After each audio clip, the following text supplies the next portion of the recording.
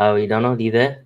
Yes, I am here. We are Okay. connecting across the pond between the United States and the UK. Welcome back for another awesome episode of Patriotic Art Live. PatriArt, Yes. what is today's theme? Today's theme, Donald. We are helping a brother out.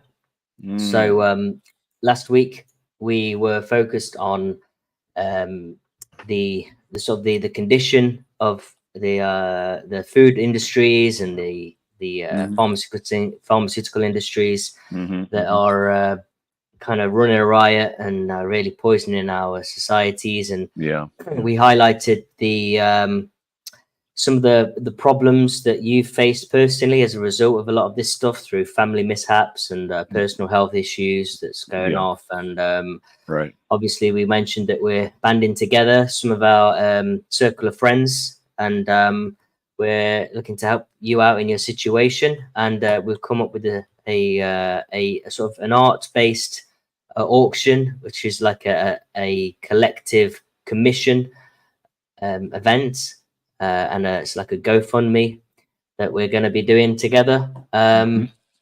And today we're, I guess, essentially introducing that art auction, and we're going to be doing some collaborative artwork on a theme Mm-hmm. um, that will basically showcase what people can look forward to when they, donate and Mm. share their ideas. So let me get the screen back up on my end.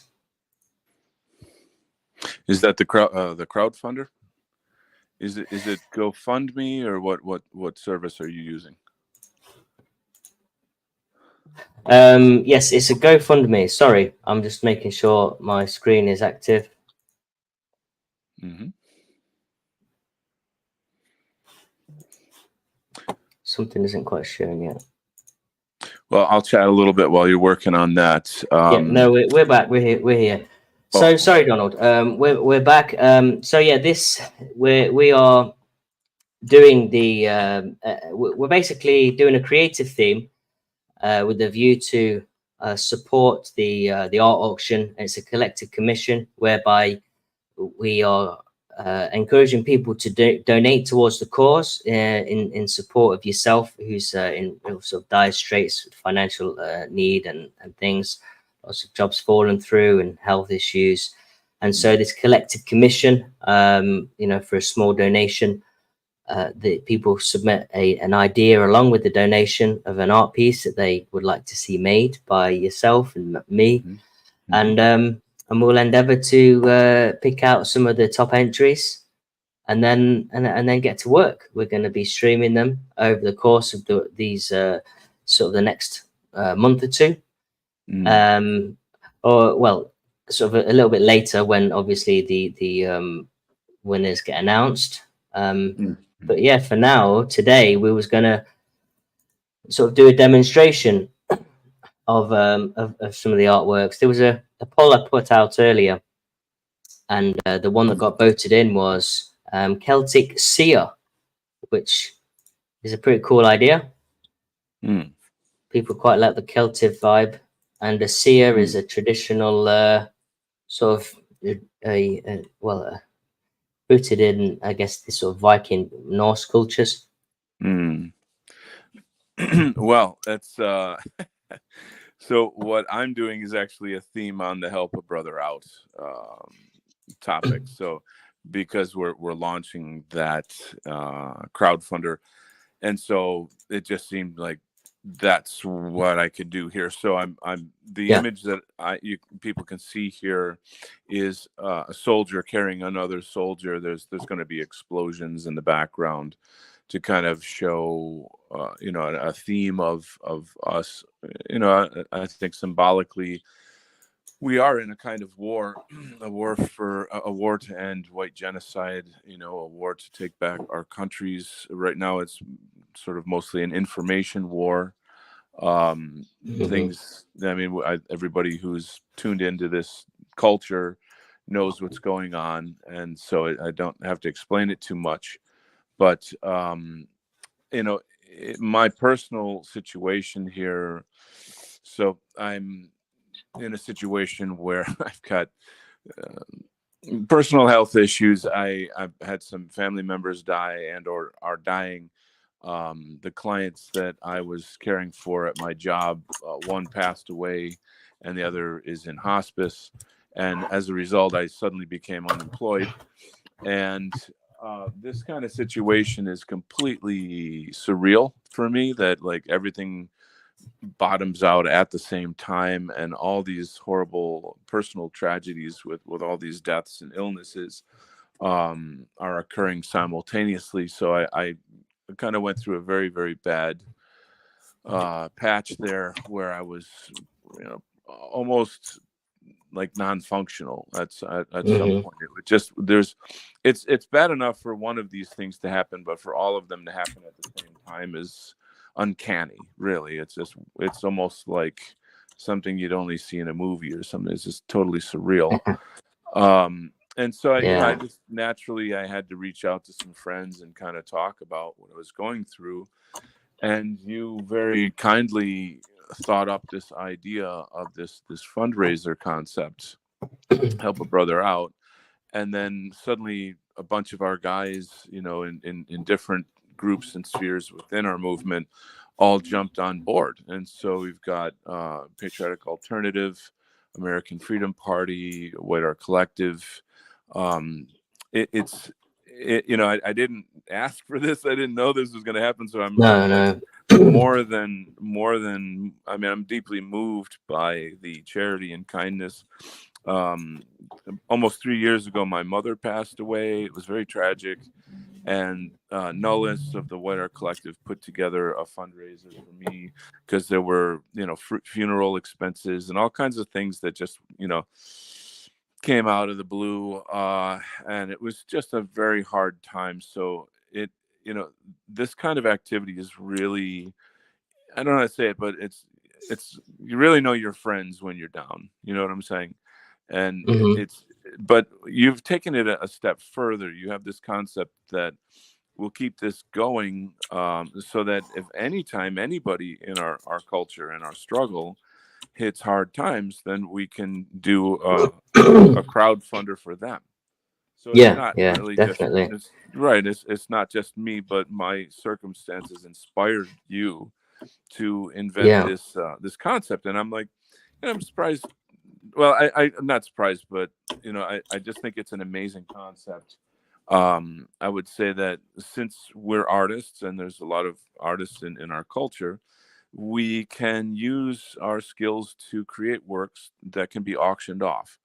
And there was during the period where my mother passed away and people were helping me out, that's exactly what was happening. I sent out a lot of my original art to people who donated, and I'm telling you that had a very, very significant impact on helping me through that insane time. It was, I don't have to kind of get into the the nitty gritty about grieving the death of a parent, but my particular case, my family abandoned me because they're all kind of normie type people that think, oh, you're supposed to be vaccinated, and I'm anti-vax, and I know they thought, oh, well, you convinced her not to get it, and I'm still like the black sheep now because of this. There's still my uncle just passed away last week. I wasn't invited to the funeral.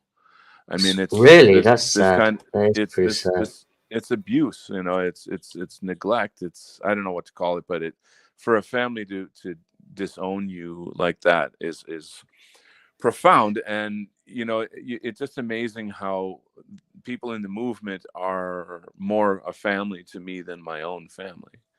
You see what I'm saying? Yeah. So the ironic thing is, though, that your uncle blamed you for the loss of life with your mother, who chose not to get vaccinated, right? And it was a nurse for 60 years, by the way. She's a nurse. She's not stupid. But, she's But your uncle is sort of like almost over a year later is kind of passed away as well, right? So exactly. Yeah. It's it's not like he's any better off or he was in the right with his choice. Yeah. And the Yeah. data really, although they choose to be blind to it, taking the vaccine was the best option.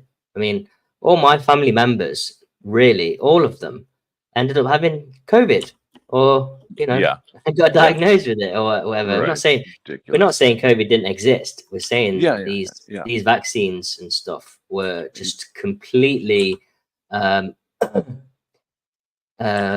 mass produced with a view to just make money with little care for Well, the there's much people. more. There's much Well, more to it. there is, but that's Yeah. kind of like the nth sort of degree, sort of Correct. conspiratorial stuff. But we can confirm quite easily that it was a money grab. That's one thing we can For sure. definitely say, Absolutely. and with Absolutely. Absolutely. certainty, it was Right. just everyone rushing to make money off the situation and completely capitalize on it. If it wasn't pre-planned, obviously there's strong evidence for that as well. But but yeah, I'm doing a similar thing, by the way, to help a brother out. But since I put the poll out earlier, I want to kind of embed the theme of Celtic Sea into the notion of helping a brother out. So this Celtic Seer is I'm going to do a few different compositions, but this Celtic Seer is going to be sort of helping and aiding through his charms and his what do you call it, necromancy Ooh. and brotherly Ooh. magic. Nice. He is helping a brother out with some sweet Very nice. concoction. That's good. I could use a sweet concoction right now. Yeah, I bet. So yeah, I just it's awesome. I think it's wonderful.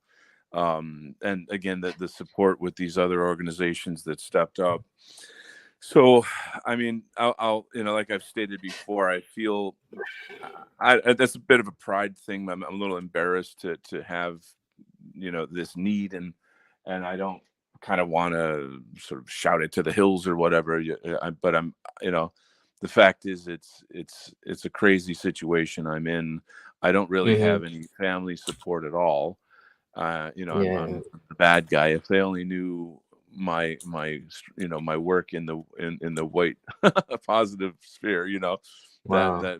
that would seal the deal. But yeah, Are anyway, they it's just left wing then, left orientated? some of them are, but I actually, one of them very, very recently finally admitted that she has heart problems due to the jab. And Wow. because like my brother just had some like very major surgery. He's on the brink. He's really on the doorstep right now. It's very serious. And again, I gotta sort of be careful about how much I give away here, just for whatever privacy. But it finally came through that, like, yeah, this damn shot is screwing people up, So I don't know. It's just it is what it is, and I don't want anybody to be hurt. Obviously, I don't have any ill. I'm hurt, of course, by being abandoned, but the thing that constantly intrigues me is trying to understand the sociology of this thing, is the behavioral manipulation, and how, I mean, the whole thing, I think, was a very successful experiment in terms of like getting people to flock like sheep towards getting the jab and all that stuff. This is obviously a serious problem, and I would say that it's one of the things that our movement has to do a deep dive on, and really ask ourselves, like, why are our people so easily manipulated and so easily brainwashed?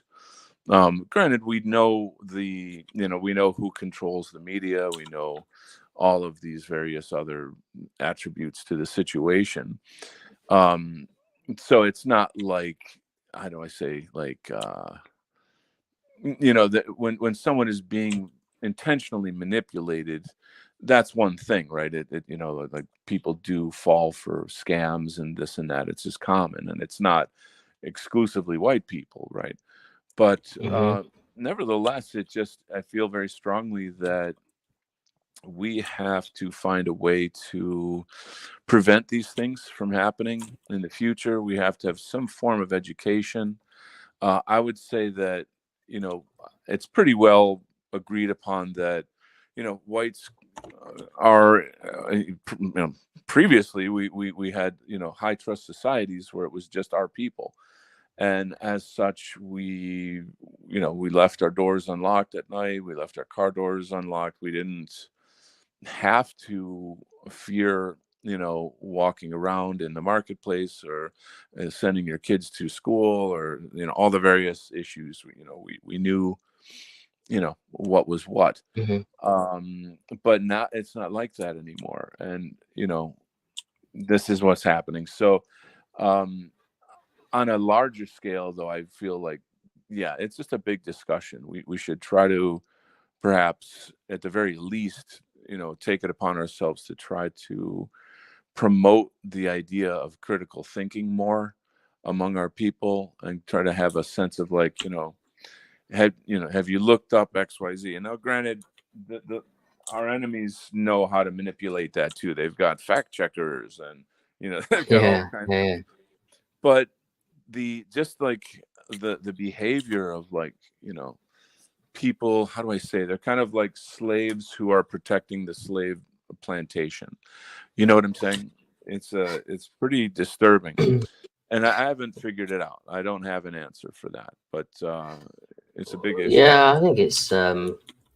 I mean, it's essentially it's just sort of dogmatic behavior, isn't it? And you see Yeah, it all over, and it you know it's baked into the uh, the things that people read. And I mean, everyone is subject to propaganda. yeah, There's no yeah. escaping propaganda, but there's good Hmm. propaganda, there's bad propaganda, there's true propaganda, and there's Sure. false propaganda. It kind of boils down to that, doesn't it? Right. And unfortunately, a lot of our people have kind of suckling on the honeypot of lies and Hmm. deception Hmm. that appears good, but is Hmm. actually just completely toxic. I was reading somewhere the other day about Karl Marx, for example. I mean, not Yeah. most of these people would be sort of, you know, somewhat sympathetic to communism as some notion of equality. Apparently, Right. Karl Marx was one of the biggest losers going.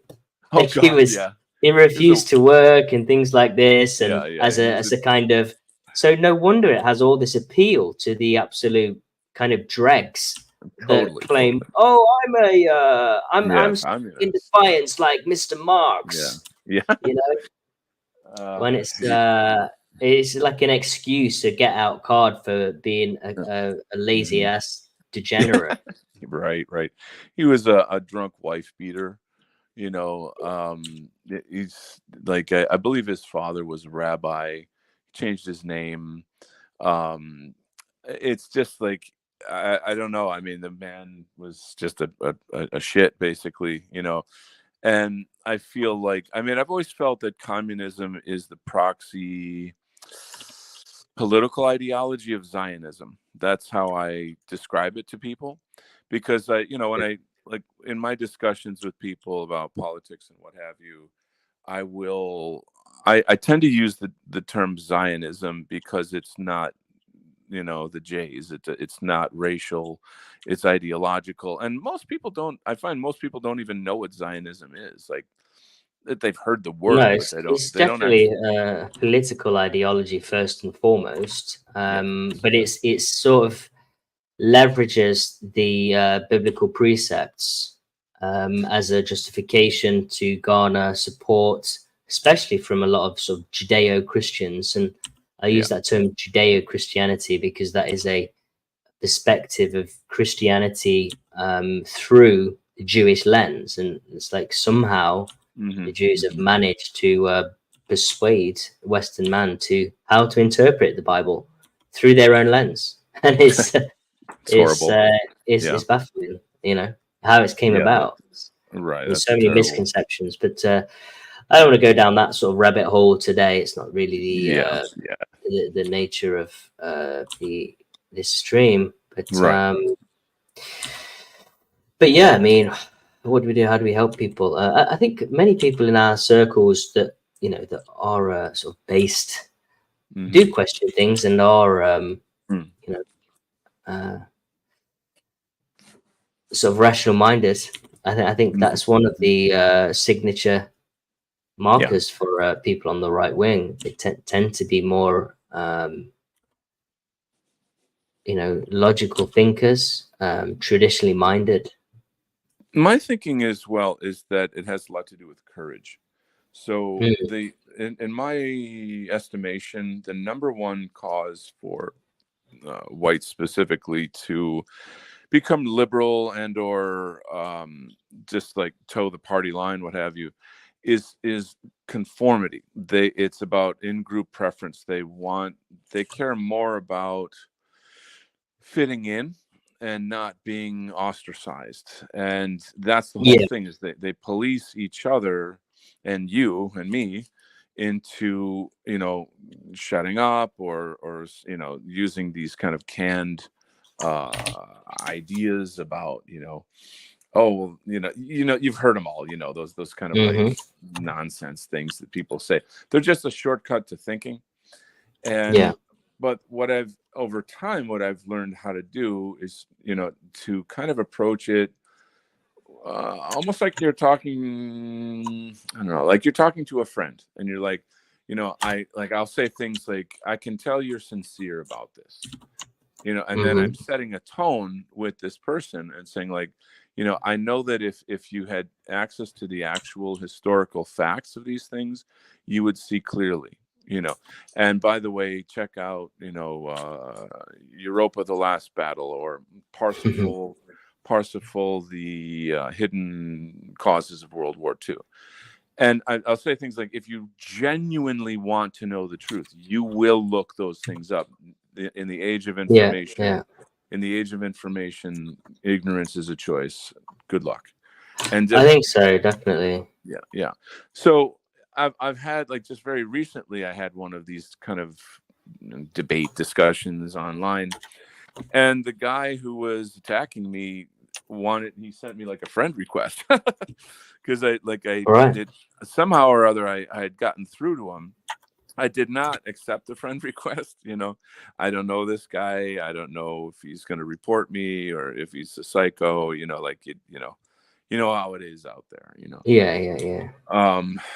But I sort of feel like that made an impact on him. I'll just put it that way, right? So I think this is a part of being in the movement. If we're not actively trying to help people understand the truth and etc., then we're not really a part of the movement. You don't be a bystander. You can't be a bystander. You can't afford that. Everybody has to do something somehow in some way. So that's my definitely. I mean, people obviously have different priorities or different means to help, but I think there's always something that someone can do, whether even if it's sharing or talking to friends or trying to drop a few seeds and see if it falls on receptive ground, things like that, which I'm sure people do, really, if they're passionate about it.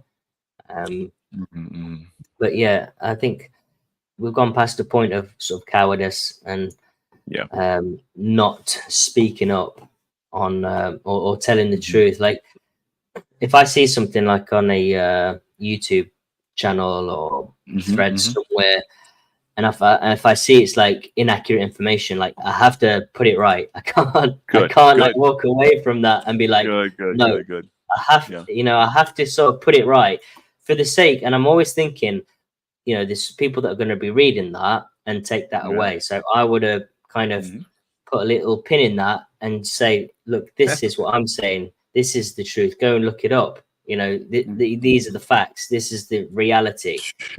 Something. So I think we've got an obligation to call out lies, call out untruths, and pin to them truths, so that whoever's reading, whether they're ignorant of it or not, they may come across it, and you know, and at least there might be someone receptive enough to think, okay, well, what is this about? Yeah. Um, So it's a really kind of almost a fun thing to do, really, because I'll post something that is extremely far right and a comment on a social media, maybe Instagram or wherever, and I'll see that it gets 500 likes, but then it'll have mhm. 200 comments, and like 150 of those comments are you're a jerk, Nazi incel, Yeah, yeah, and yeah, I laugh because to these people I always say insults are not arguments. What do you got? And then they yeah, just run back in exactly. their little hole. You see what I'm saying? So Mhm. insults are not arguments. Like, you guys steal that. You know what I'm saying? Steal that. Yeah, That's yeah. a very, I'm telling you, man, like you can just like judo flip anybody with that. Anybody who's, Judo yeah, flip. it works great. It works really good. Yeah. Yeah, yeah, but you know, what's surreal sometimes is how um some people are just so kind of set in their ways. It's like everyone's got their own. I think to a certain degree, So everyone's got their own religion, haven't they? Their religious set of beliefs, that's a and good way to put it. you know, Yeah. they hold true to it, and It's, you it's the can't religion of, budge because they're so invested. it's the religion of their ego. You see, Yeah, because yeah. their identity is so wrapped up in these so-called beliefs, in these lies and delusions, etc., that they have to like be vicious. They have to do death threats, all of this crap, and it's scary. It's not cool, but at the same time it just shows like how desperate they are. They're not really there was a time once, I think, when they had sort of the upper hand, but like the Overton window has just moved so far that Hmm. it's things that are, you can't ignore certain realities, and it boils down to just having the courage to stand up and say, you know what, like, Israel is committing genocide in Palestine, or blah blah blah blah, whatever the case is. There's like all kinds of different situations going Yeah. on in the world right now.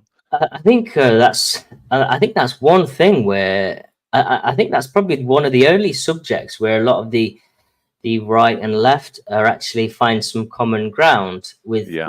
is with what Yes. is going on in that area, and we can all concretely agree that it's a one-sided bloodbath, and it's M- pretty harsh. Much to the chagrin of the tiny hat tribe. You see what I'm Mhm. saying? Like, and I feel like I had this discussion on my Telegram. Like I'm saying that like the horse is out of the barn. Like, it's the mask is off. The more that they squeal and scream and try to shame us for calling them out, etc., the more they are proving our talking points. And so you see what I'm saying? It's like you've been caught red-handed, and then whenever anybody tries to criticize you, you just shut them down and call them dirty names, something something something. And Mhm. the public isn't stupid. They can see, like, wow, that just incriminates you more. You see, like, if you actually had a real case or something. I mean, there's no case for genociding these people. There's no, Jared Kushner is out there saying, oh, there's going to be great beachfront property development after we clean out those pesky blah, blah, blah, blah, blah, blah. I mean, what kind of a Yeah, man would say such a sick thing? It's this, anyway. I So think. Yeah. anyway, yeah, so I think there's there's like I mean, they're taught to hate each other from an early age, aren't they? For a start, I think the right. Palestinians obviously hate the Israelis for the occupation and the kind of the um, obviously there's more weaponry power that Oh yeah. the army there has, and there's so much they've been Hmm. kind of moved out of their homes, and Hmm. kind Hmm. of they grow up with knowing probably at least one ancestor that has been mauled by Yeah. on wrongly killed, something like Yeah. that, Yeah, there's some very and dark things they terrorized. do. Yeah. So they grow up sort of with that kind of animosity, Yeah. Yeah. and you know, and I think the same happens for the a lot of the Israeli peoples. They're taught to see the Palestinians as you know, dogs, and Yeah. um, Yeah. Yeah. it's yeah. So it's I can't see there ever being peace there. So it's No. hard to No. really know you know, how that will be resolved. But I think there's a lot of looming threats. I mean, there's the whole thing with the Iran, I think, are being drawn in. But Yeah. Yeah. Yeah. Big time. Yeah. So there was a post on somewhere in the news that it might have been maybe Steve Bannon's War Room or Justice Report. I can't remember, but it was a very strange title. It said something like Israel's bombing of Iran's embassy in Syria will cause Iran to attack America. and like, if you really, just follow the logic of that, it clearly says that America is you know, controlled by Israel. Do you see what I'm yeah, saying? I mean, yeah, do you for see what sure. it's just like, come on, people, just use a little freaking imagination here. It's not that hard to understand the connection of these things. But what I find is that people aggressively ignore the truth. They aggressively don't want to know politics, don't want to see the connection of things. But I have to say, at the same time, I'm also kind of like, well, what does knowing actually do? Like, is it enough just to say the truth? I don't really know that I believe that anymore. I feel as if, like, if I don't know how to put this without being too Fed posty, but like, what if you can't change the damn thing? Just knowing about it doesn't really do anything. Does that make sense? Yeah, I would say if you know about it, you know, talk about it and share Yeah. it, and I think that in itself goes a long way. And I think that's the least people can do, The basically. least, the Is least, I know. is is talk about the problems, and Mhm. I think after a while people get kind of fed up. I mean, I know at grassroots, for example, in the UK, that everyone is literally fed up with the levels of migration, but we're all Massive. just taught Yeah. and told to shut up Yeah. and accept it. And there's going to be the straw that breaks the camel's back at some point. Mhm. Mhm. And you know, all of this chaos which will ensue through the natural conflicts which emerge out of lots of different groups being incompatible with each other, with Sure. different Not only that, worldviews they and hate stuff. you. They hate you. They openly hate you. They openly celebrate Yeah, taking over your country. I mean, it's not like, I'll say, like, a lot of Southeast Asians will come to America and they're like, "Oh my God, we're so grateful to be out of our hellhole, and we're going to do everything we can to fit in, and or whatever." And I'm not saying I'm pro immigration or anything. That's not my point here, or whatever. But like, I think it's pretty clear. Like, the history of Islam is just a history of like conquest, and there's nothing more to it. That's how yeah. that's how it And spreads. It's by the sword. I think that's I think one thing that always stuck with me was the saying that you have to live as a state within a state until you're strong enough to take over. And Correct. It's I think culturally that's been bred into Muslims of how to 100%. how to go about it. And I mean, I grew up with Muslims, and you know, they are generally when you're welcomed into the house, they are decent people. They're traditional in their views, um, and you know, they will ingratiate you, welcome you, be generous and hospitable and stuff. But While I they think take your ultimately, country. well, as a nation, they have an obligation to their nation of Islam, which ultimately trumps your personal relationship with them, if that makes Of sense. course. And so Of course. Of I course. think culturally they kind of subscribe to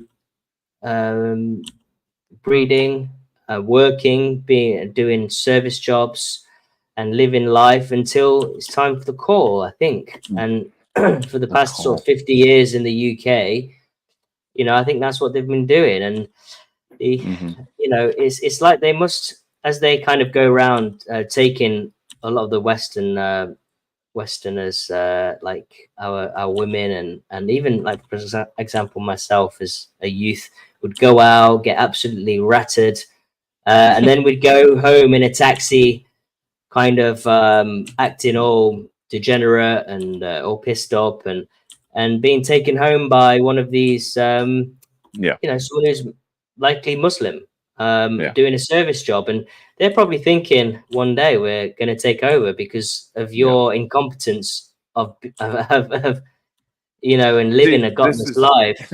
You know, I'm sorry to cut you off, but like every single time I have eye contact with a Muslim, I read that in their face. I read it directly coming straight out of their face that it's just a matter of time. It's just a matter of time. It's just, they know what they're doing. They know what they're doing. And they're laughing at us. It's sickening. It's disgusting. Well, yeah, I think they're probably thinking you get your comeuppance, and I think it's your fault for letting your country. It's you're turning not. it It's over the to us. government. The government is holding us Well, down yes, while this is happening. Yeah, I think it's a multifaceted thing, but we are ultimately the custodians of the land as well, and our ancestors have let it happen, and we're kind of, you know, we've been given a bone, and we're chewing on it, and we're ignoring what's going on around us as we're chewing down on this bone and enjoying it and suckling on the marrow inside. And it's like, your country is being taken. You know, you are living degenerate lives. You've forgotten God. You've stopped. You've abandoned your roots, and this has always happened to us every time we've lost track of what's important, of you know, of our faith in God, and of our loyalties to each other, of the general laws which we thrive under. We've kind of abandoned them, and we've allowed traitors in our in positions of power, basically, and we're kind of paying for it. So I think it's, you know, yes and no. We are to blame, but also we are being heavily manipulated. Yeah, it's complex. I mean, how do I say? I feel like it's much worse in places like the UK, Canada, Australia, Denmark. You know, there's still some kind of, I don't know. There's something in America where I feel like we still have a hold. We still have a chance. You still got guns and the means of fighting. Yeah, see, that's the big one. You've still got a means of self-defense, and you know, you could muster up an army to counter an army that's mustered up against you, basically. Yeah, and that's a good point. So I mean, and I'm very sure that Muslims are highly armed. I know for a fact that, you know, they have their own armaments and the rest of it. So it's not, if it comes to that, it's not going to be pretty. You know, it'll be like a massacre that we've never seen in history, in our history. It will be, yeah, it's going to be riots. It's going to be, I think it's going to be worldwide, but this is part of the. This has always been part of the solution, the problem solution, hasn't it? I mean, even from a, well, I guess it's, the idea has always been sort of somewhat biblical, but even political, it's problem solution, and the problem worldwide will be, well, it's akin to Albert Pike's vision of a World War III, isn't it? And if you've read about that, it's basically get people to be fighting in the streets Hmm. to the point of absolute exhaustion, so that they're willing to accept any resolution that's provided that can bring some form of stability and peace of mind. And you know, that is what people will eventually kind of give into. And I think things like COVID was somewhat of an experiment to test Yes. a lot of Yes. the resilience of people. Right. Wasn't it? To see how much they'll rebel or not. You know. Yeah, yeah. I Um, mean, you know, even before they did a kind of a micro experiment in London, you know, before a lot of the BLM riots. I what remember was in that? London there was it was something similar but on a smaller scale. And it Hmm. kind of spread from London and went into Birmingham, just similar things to the BLM riots. There was something on the news. Mm. They beefed it up, made a mountain out of a molehill type Sure. situation, Yeah. pushed it in the media, um, and they got a reaction just through sheer media coverage and distortion of the actual event. Got people riled up, and then you know they measured that and thought, look, how much power we have to wield. We Hmm. can harness this, and it's basically got people on frequency dials. That's what it is. Frequency Yeah. dial people that are Yeah. just tuned into your vibration. It's like it's like a DJ playing a set, and it's like they've got these little tones, and they just go "Zzz," increase here, just Yeah. Yeah. Yeah. decrease there, increase, Right. decrease, Drop the bass. playing a little rhythm, Yeah. yeah, and then drop it like it's Yeah. hot for the finale. Right. I can remember during the Black Lives Matter riots seeing demonstrations in the UK for it, and I'm like, what? You know, like this is a strictly American issue. Why the hell? Like, how are there, you know, demonstrations in the UK over this topic? Like, you know, no, The I can't. BLM, Yeah, and it's yeah, obviously all like, you know, like not rigged, but like it's a show. It's theater. You know, somebody was like, okay, we're gonna get some da da da da da, and we're gonna pay these people something. It's just uh-huh. it's just, you know, all organized. I can't think of one time in America where there was some political event in the UK and then Americans were like, oh my God, we got to take to the streets and protest that situation. You know, Yeah, yeah. I mean, it's not that we don't love you, but it's just like not how things work, kind of, you know. Yeah, we're a bit small fish compared to you. I think Americans have been used to being sort of the center of their own world, I, haven't they? I don't see it that way at all. I mean, you're the UK, man. You're England, man. You've got the history. You know, you guys, Well, like yeah, the whole we have, dude, but the whole world speaks English, man. You're the number one language. Like you're the king. You know what I'm saying? yeah, kind of. But I think you guys, in terms of like culture and um, you you know, especially post World War II, America's has always been sort of top of the food chain, and had everything that they didn't really need to travel. I mean, most Americans haven't really been out of their sort of country, have they? I would disagree with that, but I would say Really? the older generations are less traveled than the younger generations. Okay, Like yeah, yeah. the younger they get, the more traveled they are. Okay. It's I think there's a, how do I put it? So it seems that in Europe there is a kind of stereotype about Americans, and Mm-hmm. it comes from the fact that I'd say that the majority of the Americans that they see or meet are either tourists or people in the military. And like, what is a tourist but a tourist? They're there to enjoy, take photos, have fun, and go. And what's the military? Usually, like, I hate to say it, but a lot of dregs, a lot of people that are, you know, like, you know, they're going to go out and drink and have fights and screw Hmm. prostitutes and shit. They're not the best America has to offer. And I'm not trying to True. knock the True. military, but it's just known. It's just a known thing. Mm-hmm. So I don't blame, you know, Europeans for having these views, but it's an unfair assessment of America. It's a very unfair assessment. Yeah, and also the what we see on TV of Americans, it's a sort of a glamorized version, isn't it? I mean, I Probably. remember growing up. I remember growing up, and I was so. I used to watch a lot of the sort of American shows, and I Mm-hmm. used to want to be like an actor when I was a kid, and I was Oh, quite cool, into cool. sort of performing arts and just Nice. naturally kind of just generally. I was a creative kid, so Cool. I found routes of ways to express it, and acting was one of them. And used to Mm-hmm. watch American shows and sort of like Nice. copy Home Alone and have visions of being an actor and Nice, pretending to be nice. Macaulay Culkin. But yeah, I mean, I I That's think funny. we used to watch a lot of American shows, and even, for example, you stretch as far as like my wife here in Romania.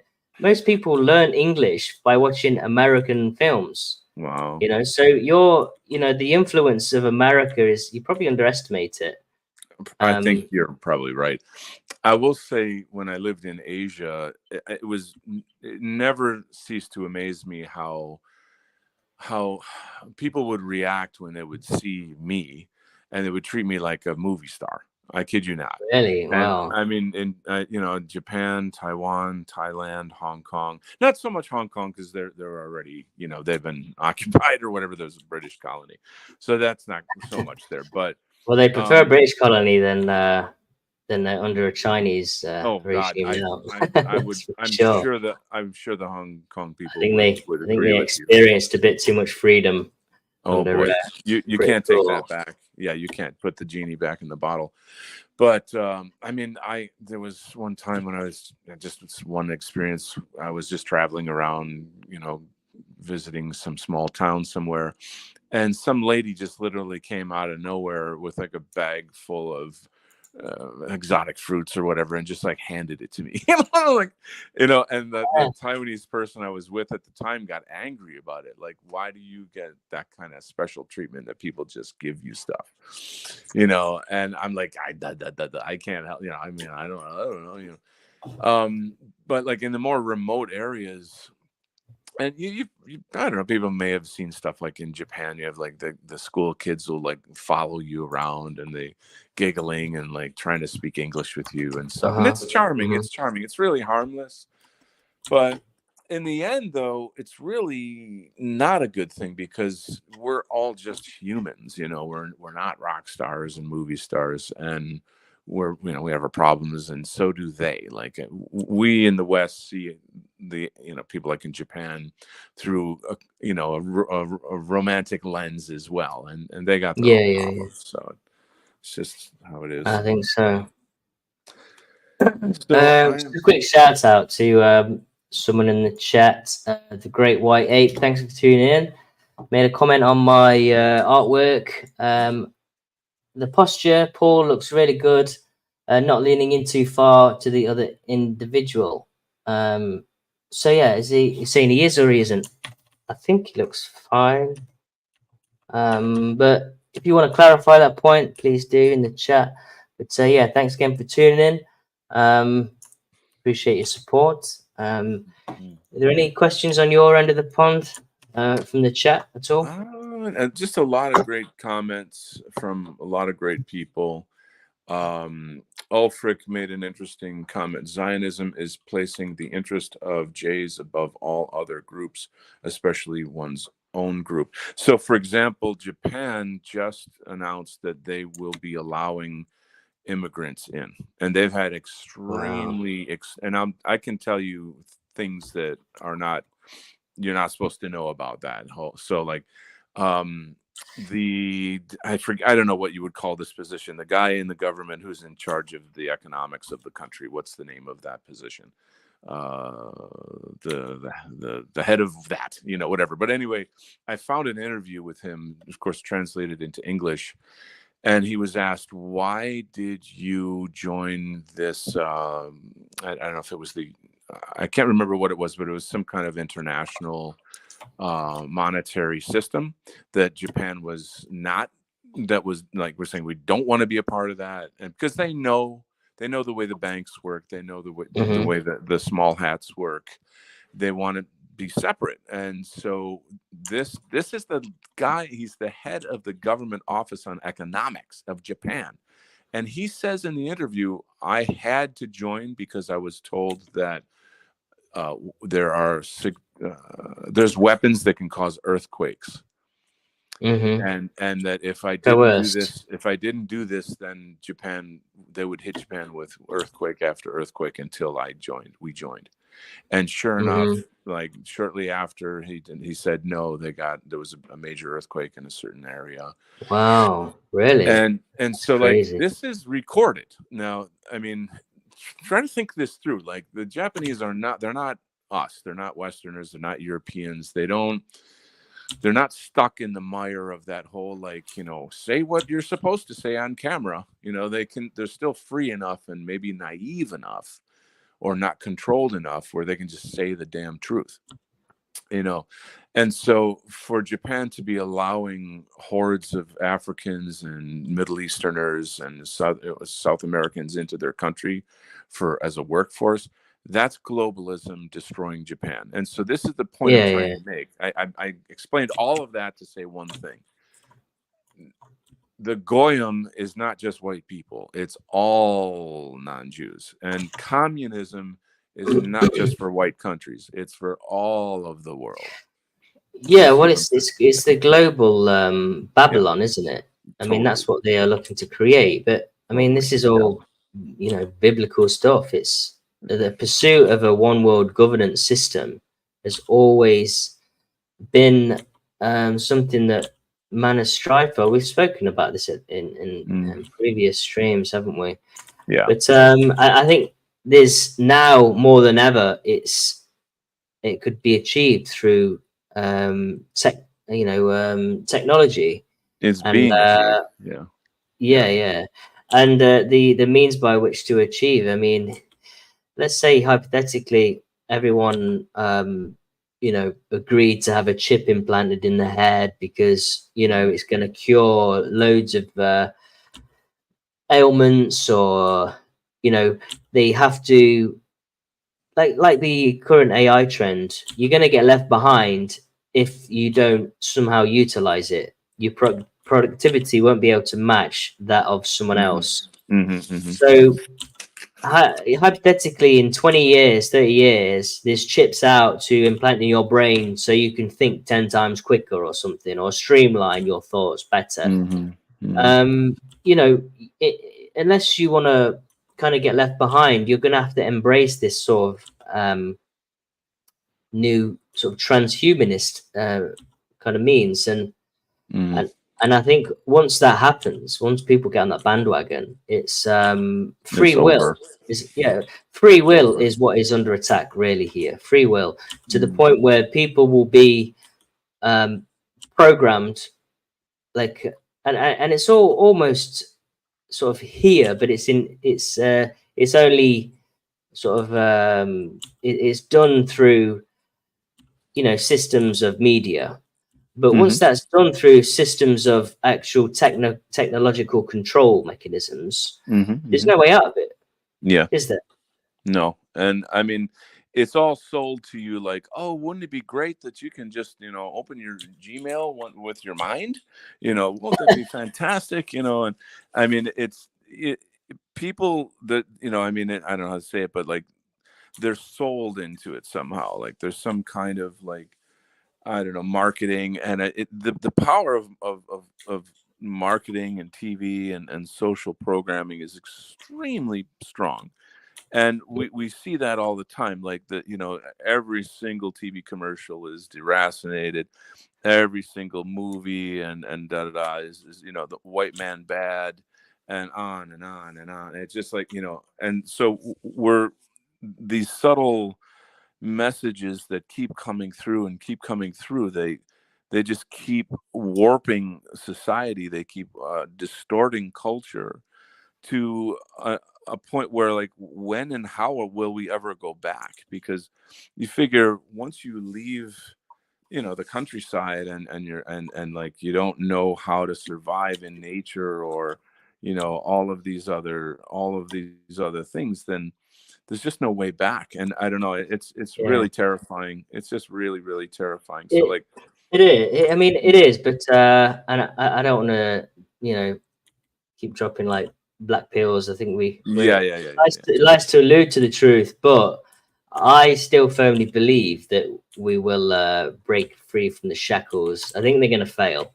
I think there's no way our human spirit is going to, I think we thrive under pressure. I mean, it's a cliche kind of bit cheesy, but diamonds are made under pressure, and we will emerge shining, glorious, pressure cooked, pressure refined, like the finest carat gold, yeah. the shiniest, sparkliest, hardest diamond, and That's and yeah, we're gonna come out of it. I mean, it's gonna be bloody, but yeah, yeah. I think Yeah. yeah, So I my think that it will take, take the true reset. You know, the great reset.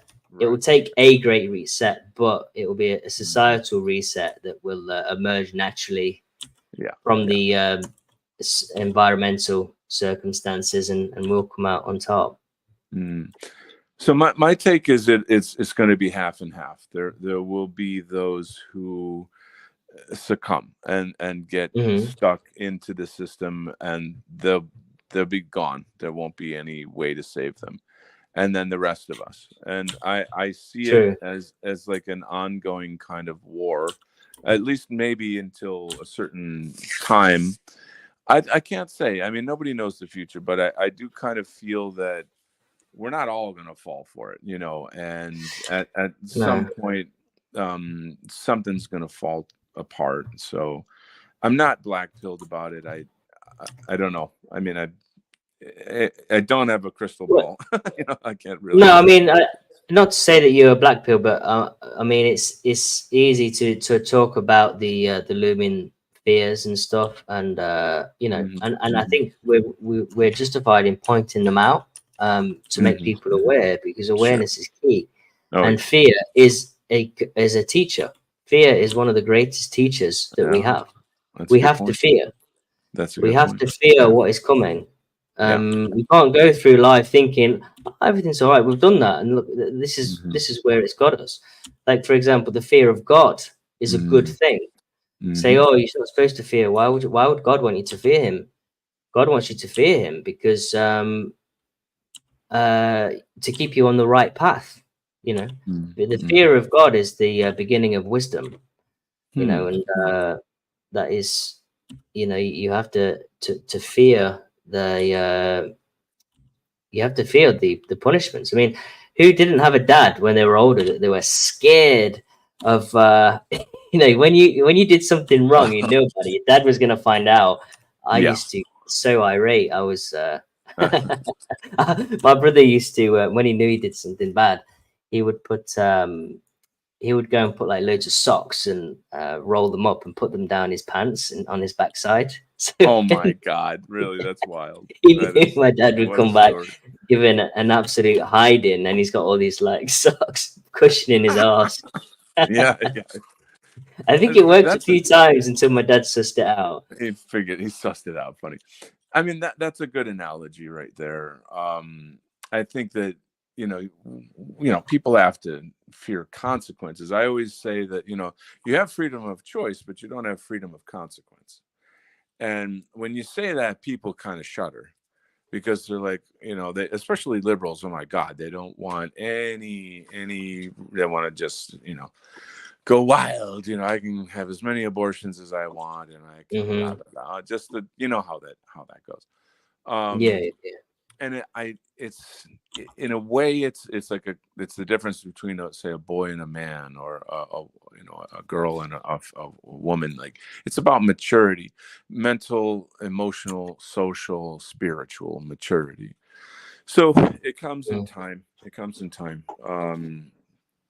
But yeah, I And mean, I really don't know how people navigate life without God. I can't, and I'm not like the guy to preach or whatever, but speaking for myself, especially through the hardships that I've been going through, which have been off the charts, I really hit a low that I'd never thought I'd hit. Like I really was like, I want out. Like, I can't take it anymore. And that's not me. That's not me at all. I'm not like that. And so to get to a point where I was so overwhelmed and I was thinking like that is just pretty rough. And then, that's where friends come in. That's when you got to get some help. That's when you have to like reach out and say, guys, Yeah. I'm Well, going through some heavy shit. Yeah. Yeah, I mean, that's talking about it. And I remember, I could sense in you didn't ever say to me, "Oh, is there any way you can help me at all?" Or say to your friends. You've not said once, encouraged us to help you. It's just you were quite. It was noticeable in your kind of demeanor, I think. And I think when you notice these things about someone that is within your circles, and we need to embody we need to embody our beliefs as nationalists. We're supposed to help each other out. I mean, as nationalists, we are called to be whether you're religious or not, it's a brotherhood. And it's you have to embody that spirit of helping each other out, because there's no way out of out of what we're all going through collectively through atomized behaviors. So we need to practice now helping each other out. Like we need to be selfless individuals. We need to consider what others might be going through, thinking from their perspective, and just kind of embodying that role of kinship brotherhood. And it was just noticeable with yourself, and obviously us guys banded together and kind of shared some thoughts and ideas, and kind of evolved from that. And so here we are now. And yeah, you touched on a point earlier about this being something moving forward that will continue, like a collective art-based charity, or subsequent donations that say, for example, when you're back on your feet and you're like, okay, I'm back on my feet, I'm stable again now. Okay, so let's, who else can we kind of help? We've got this sort of these regular donations. You nailed it. Who else do you think is in need? And I've already got a few people that I can think of that might need help. And it's that kind of thing that we're looking to try and build a community base of charity giving. And it's what a lot of even Muslims do for each other. It's a brotherhood, and churches do that as well a lot. They help and give to each other. But as people that have distinct sort of beliefs and ideals, I think we need to really direct that towards each other, don't we? So I don't know about your end, but on my end, we're getting zapped by the. We're getting zapped again. Yeah. And did you turn on your flight? Because it didn't come on last week. So your audio is super crunchy and it's echoing. I don't know. I guess we're trying to create like a house music thing here with this. We just got to get some beats behind it, make something of it. I don't. Maybe I'll chat for a little bit. Hopefully, Did you put your flight mode on today? I did not. That's the difference between this week and last week. I'm going to remind you next week. So because we know the problem now. All right, let me speak. If I were to do that right now, I'm afraid that I would lose internet. And I would yeah. I know. We're coming up to an hour anyway. I think.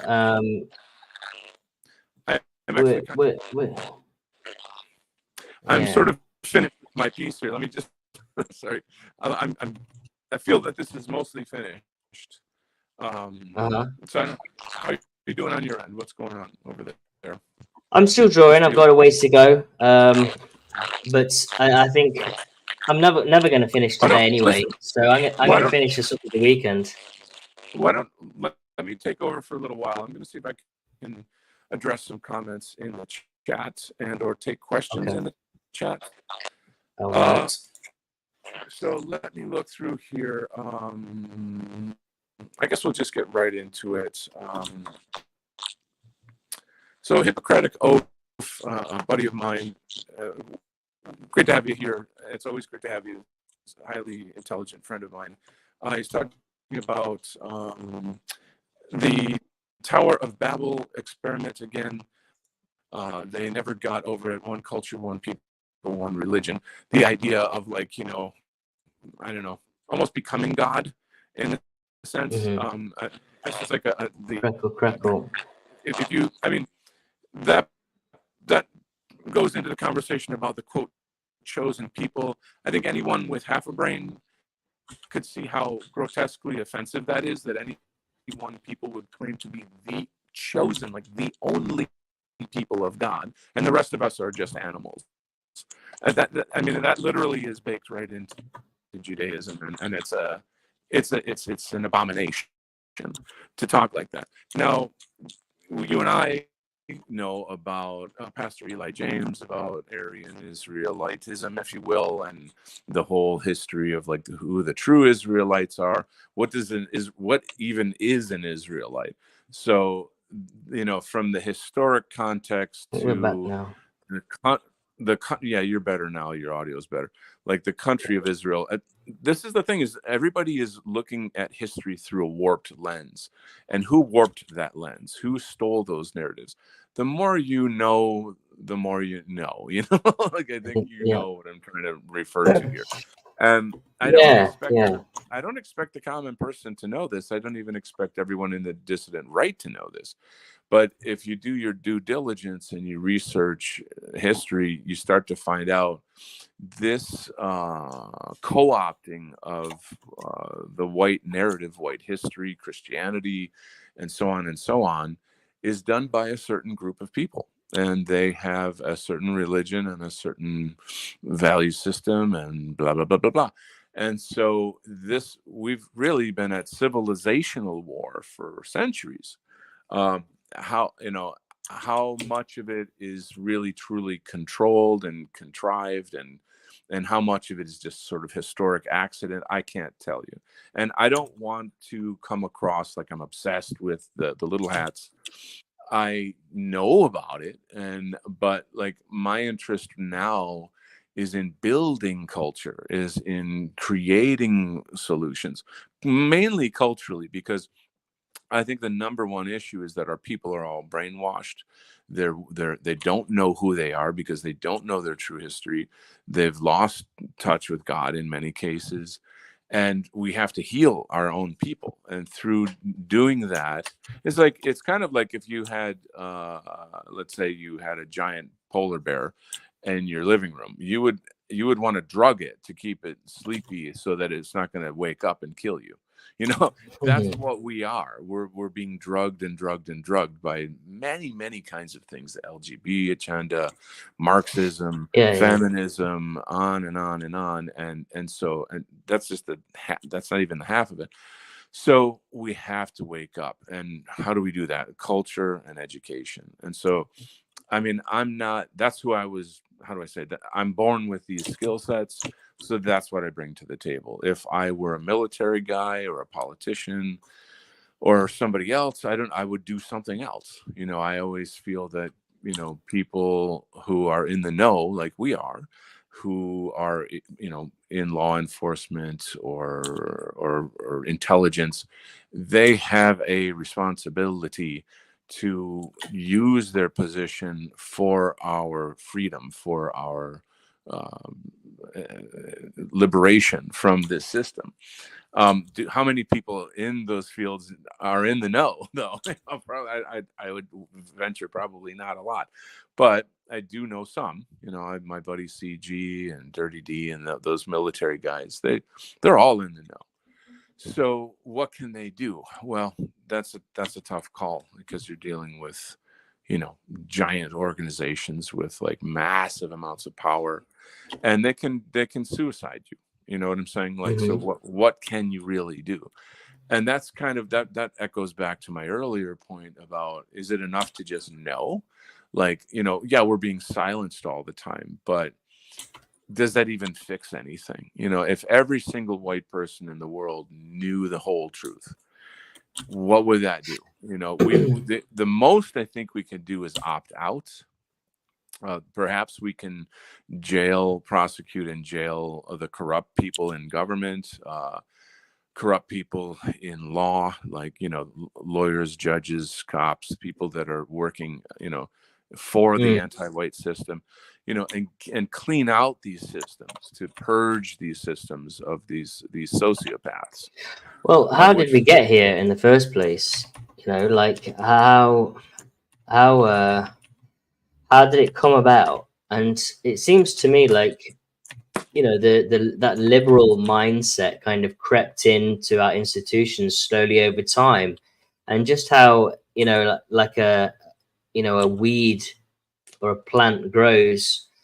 You know, it starts with the seed and it's underground, and you don't see the roots taking you know, taking position, and then they spring up from the soil, and it's like, whoa, where did that come from? And then it gets, you know, more and more kind of momentum and hostile, to the point where you know, it needs to be uprooted. But you know, I think we could take a similar approach in how it came about in the first place, and just reverse it, by just gaining positions of in key positions of influence and in our institutions, and just slowly take things back if we can.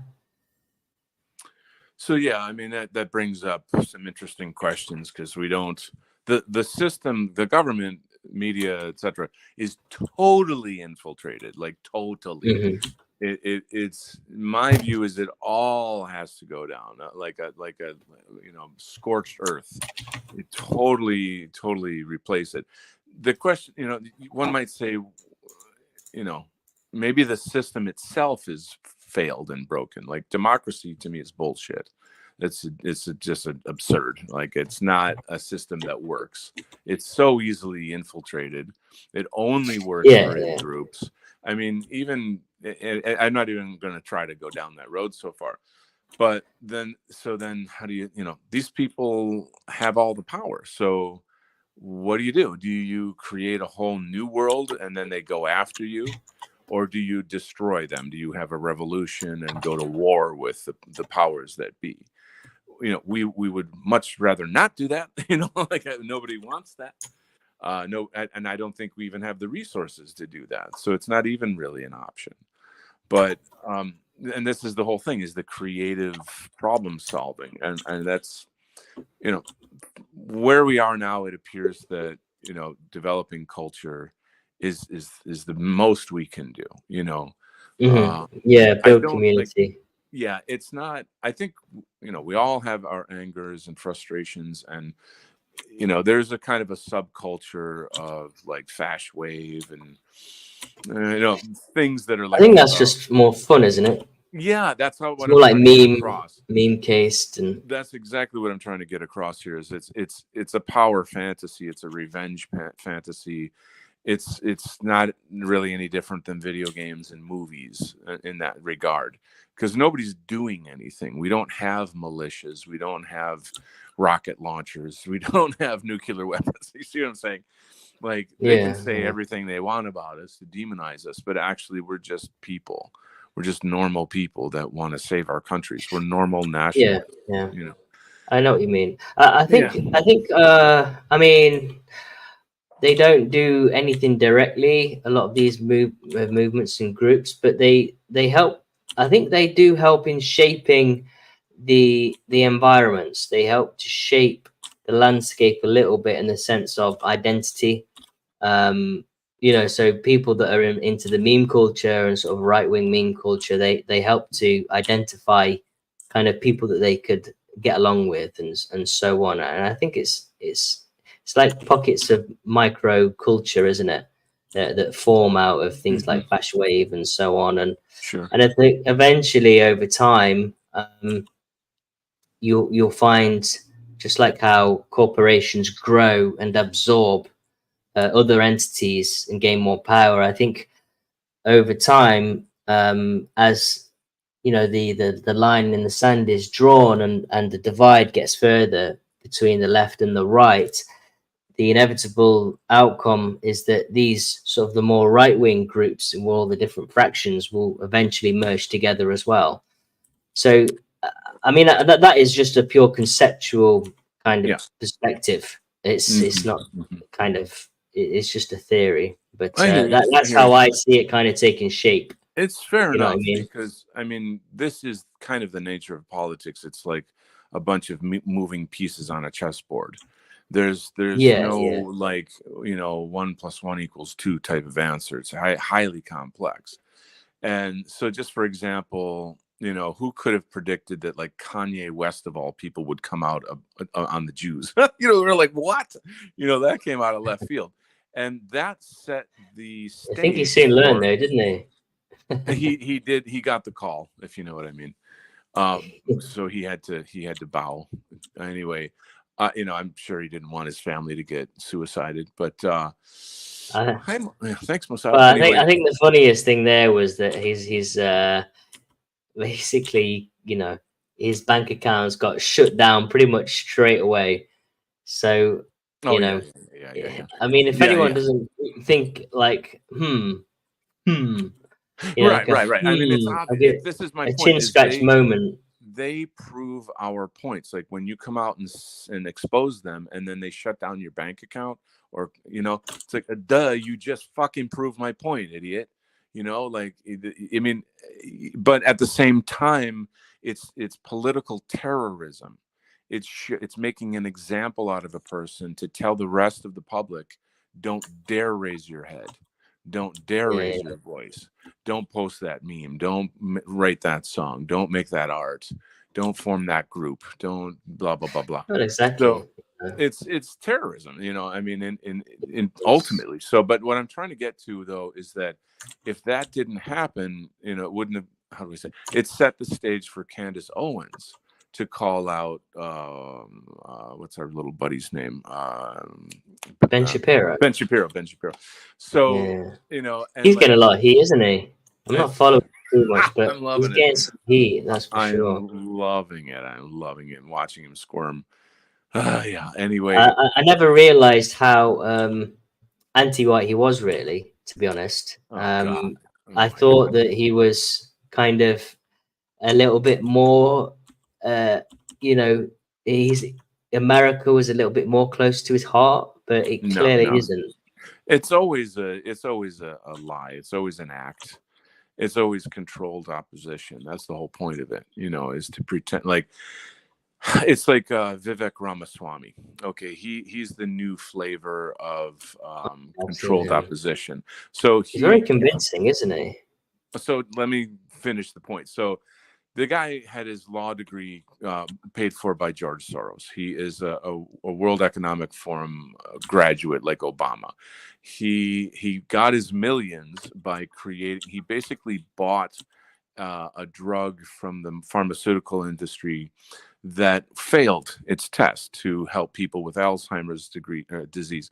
And then he put a new name on it. He paid off some people to fudge the data, and he put the product back on the market, which didn't help Wow. anybody, but he made millions from it. And so this is the way they work. They're scumbags. Okay. It's the So rotating door. You've heard that, I'm haven't you? I'm just setting up my point. So now my point Okay. is he comes out like a gangbusters, and he's using all of our right-wing talking points. He literally, I mean, anybody just has to scan our Twitters, our YouTubes, whatever, and just copy paste every single thing we say.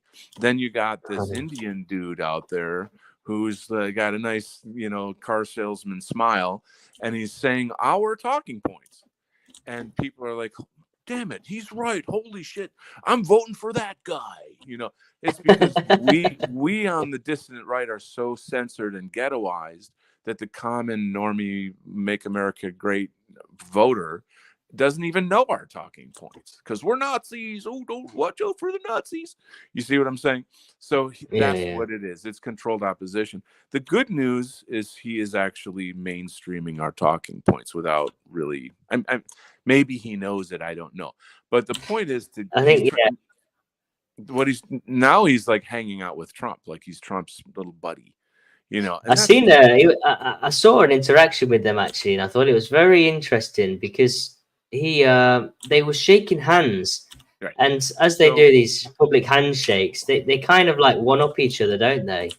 And what this would indicate is that the New World Order knows, and I'm just calling it the New World Order, you know, they know that Trump is probably going to win, and that they can't steal another election without the system falling to pieces somehow or other. And so they're trying to kind of infiltrate, get in there. And I hate to say it, but I don't think Trump is smart enough.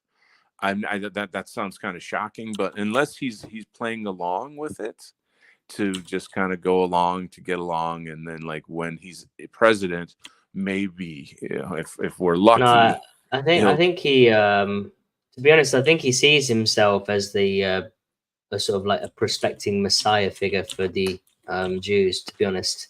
Okay, so this is the question that I'm proposing is he gonna, you know, throw us under the bus? Is he actually? Yeah, And I think he will.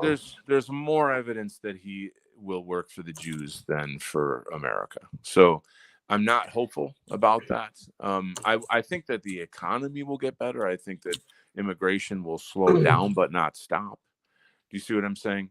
It's just it's a war of attrition, a war of attrition. So that means a little more and a little more and a little more, and you can't stop it. And it's like cancer. You're just slowly going to die. And so we got to do something. We got to cut out the cancer. You know, that's all I can say. What's the chemotherapy for the New World Order? Is it art? Yeah. Well, one thing advice is fasting, but I don't think that's going to work in this situation. Yeah, like I said, like they have all the power, so we've got to be clever somehow. We have to figure out a way around this. I think the weight of the system, it'll collapse under its own weight at some point. Nature sometimes just takes over itself, and I think it'll be the case of we just need to stay strong, build community, and an opportunity will present itself whereby we just are we have to survive, and then it's we survive, you survive. And that's it. I think the B system will just collapse under its own weight. The chess game goes on. In other words. Yeah, and then it'll be absolute tribalism. We might get set back like a few hundred years or maybe longer. I don't know, but unless we go into this dystopian sort of futuristic techno diluvian. What do you call it? Like Blade Runner, is that what we're talking about? Yeah, kind of like underground, but with high tech stuff, picking up different sort of radio waves and frequencies, and you know, who knows? Who knows? I mean, it'll be interesting. Humanity overall is not at all ready for what's coming, and it's coming at a bullet's pace. So AI, robotics, genetic engineering, UFOs, like things are, portals. I mean, everything is on 10 right now.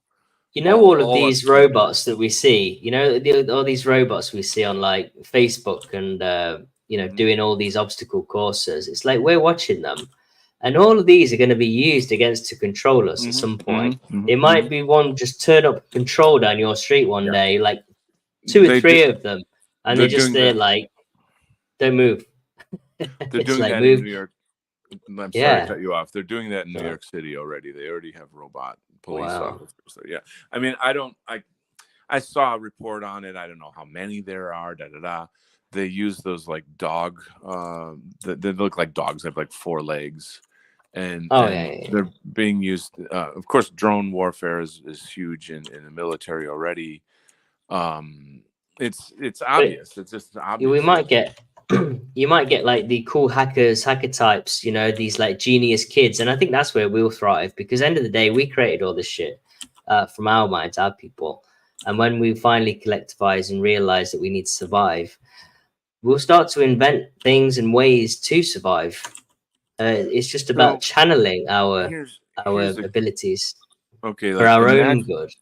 imagine if whites thought of themselves the same way Muslims think of themselves. You know, it's a meme in our culture, white Sharia. You know, this idea that like it doesn't matter what country they're from or where they live, they're all in the quote nation of Islam. And so like Hmm. it's religion that makes them think that way. And so it begs the question, we need a white racial religion. But that's what Christianity is, or it was. You Yeah. know, And under the that goes Crusades, it right. was a covenant people. Yeah, yeah, That's essentially what it was. It was a covenant right, people. right, right. The house of Israel, the house of Judah. That's what the Bible prophesied. That's who received it. That's who the apostles went to bring the gospel, new covenant message to, Hmm. kind of redemption. And that's what transpired, and that's when we thrived.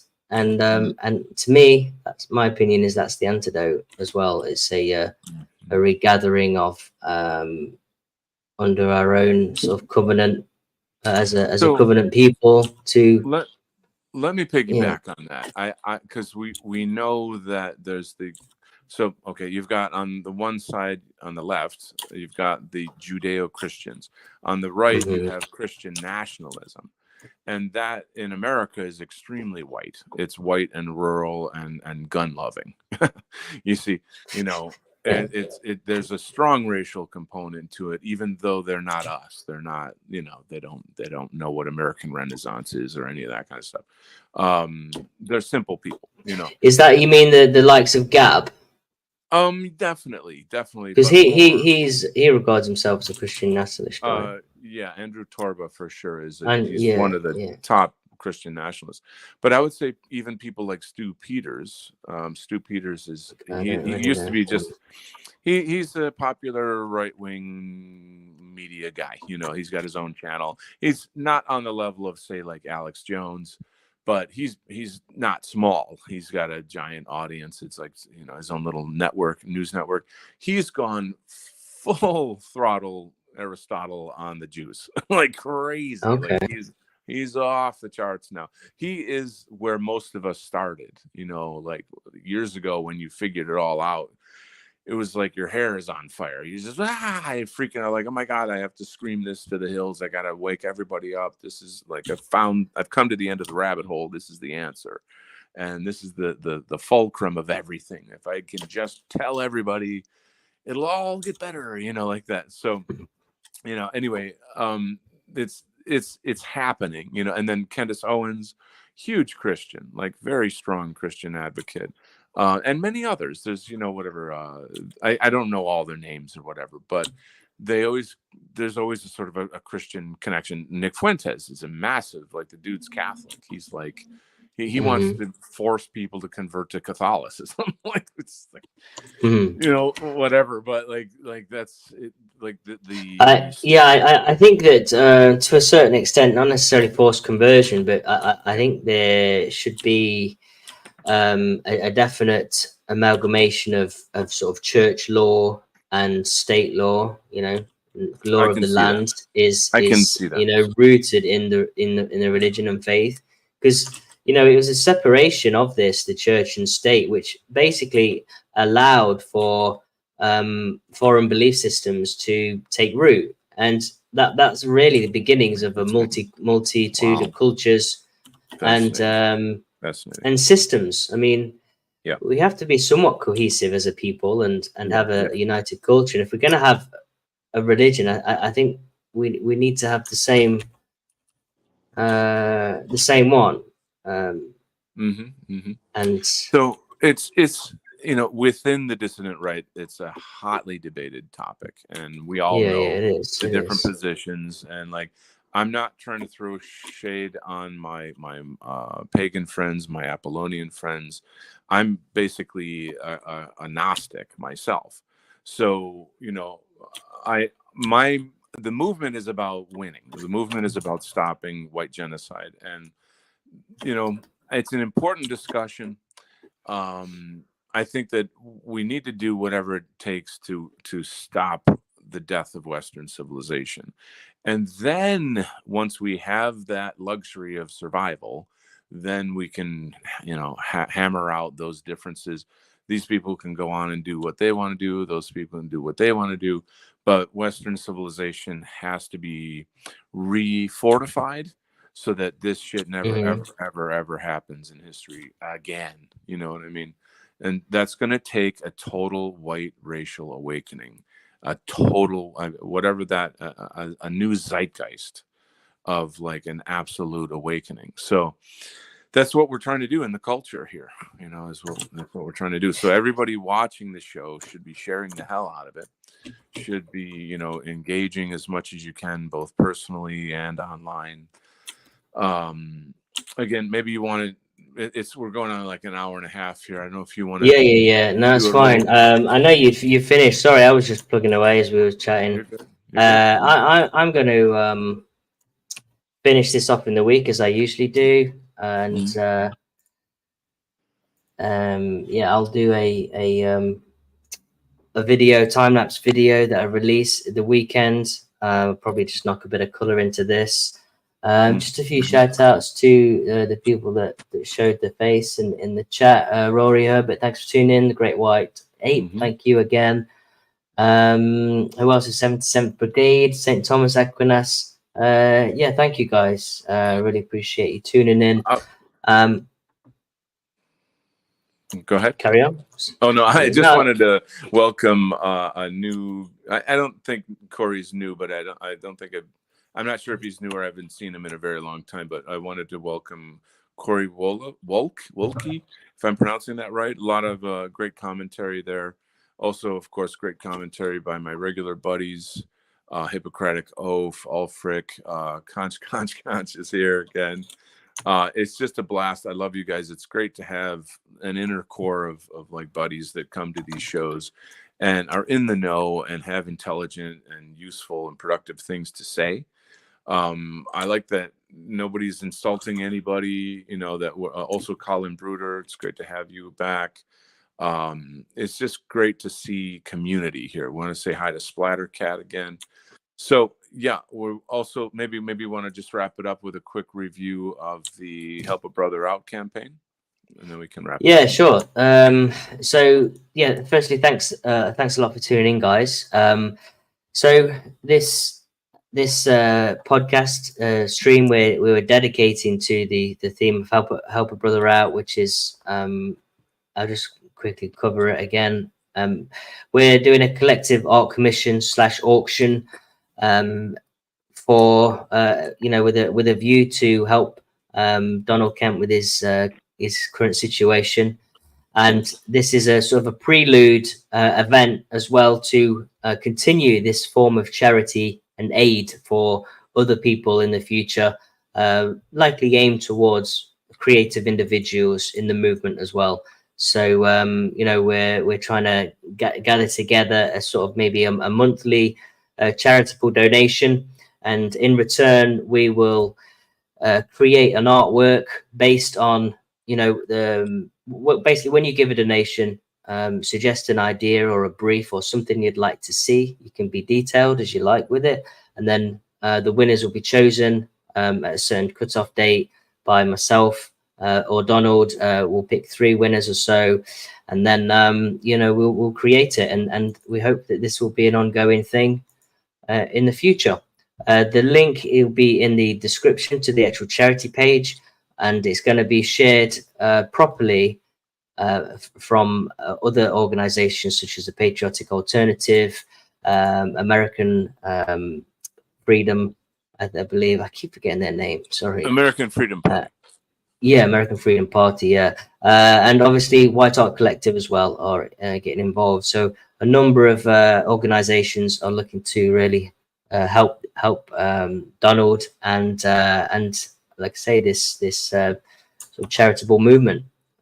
So get involved, and even if you donated, say £3, a cup of coffee or something worth, it's all contributes and adds up to a nice total that can really make a difference in someone else's life. and yeah, and then you get to see some cool art as well, and we'll send you an actual piece. Right. And I mean, I can't really thank you enough, PatriArt, for putting this together, for conceiving of it. And, you know, like we discussed it on the show, it's a beautiful thing. And I think it's go ahead. Yeah. No, I was just going to say, I think the actual idea came from someone called Tuesday. I don't want to take full credit for that. I mean, we brainstormed. That was part. It was a collective brainstorm. But I think I think if I remember rightly, it was a Tuesday he's a that close friend of stood mine. out. Yeah, and they mentioned something about a sort of a commission based incentive, so it wasn't just donating. So wow. Yeah, I think that they put that thought in my mind, and I kind of thought, right, yeah, that's brilliant. And I kind of wanted to run with it and kind of pushed it forward. But yeah, I don't want to take really, I don't want you to kind of credit me too much with that. Well, I'll have to reach out to him. That's so cool. He's always behind the scenes. He's an awesome guy. Right. All right. Well, God bless everybody. No Hello and goodbye. And we will see you next week, Tuesday, for another installment of Patriotic Arts Live. God bless. Have a great week, guys. Take care.